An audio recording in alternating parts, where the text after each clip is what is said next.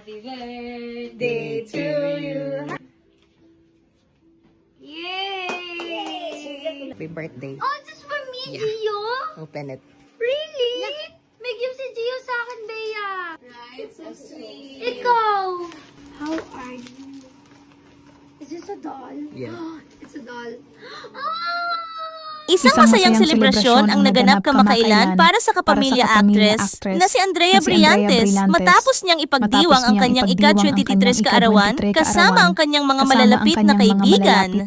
Sa mga larawang ibinahagi sa social media, makikita ang simple ngunit napakasaya at intimate na birthday celebration ng actress. Napapalibutan siya ng kanyang closest friends na tunay na sumusuporta sa kanya, hindi lamang sa kanyang career, kundi pati na rin sa kanyang personal na buhay. Makikita sa mga photos at videos na puno ng tawanan, kulitan, at masasayang sandali ang kanilang birthday gathering. Sa ilang clips na ibinahagi online, makikita rin ang sweet moments ng pagbibigay ng cake, pagbati, at ang mga candid na eksena na nagpapakita kung gaano ka-genuine ang samahan ng grupo.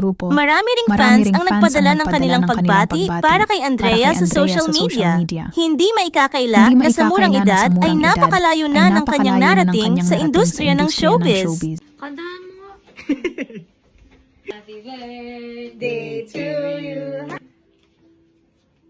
Yay! Happy birthday. Oh, just for me, Yeah. Gio? Open it. Really?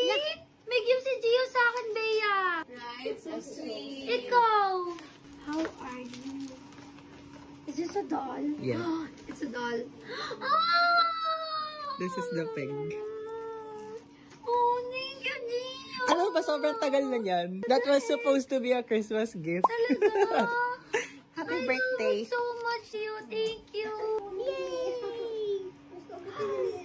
Mula sa pagiging child star hanggang sa pagiging isa sa pinaka-influential young celebrities ngayon sa bansa. Bukod sa kanyang acting career, kilala rin si Andrea sa kanyang negosyo, fashion sense, at pagiging inspirasyon sa maraming kabataan na nangangarap maabot ang kanilang mga pangarap. Para sa marami niyang supporters, nakakatuwang makita si Andrea na nag-i-enjoy sa mga simpleng sandali ng buhay kasama ang mga taong tunay na mahalaga sa kanya. At ngayong 23 na siya, mas marami pang fans ang excited na makita kung ano pa ang mga susunod na proyekto at achievements na kanyang makakamit sa kanyang career at personal na buhay.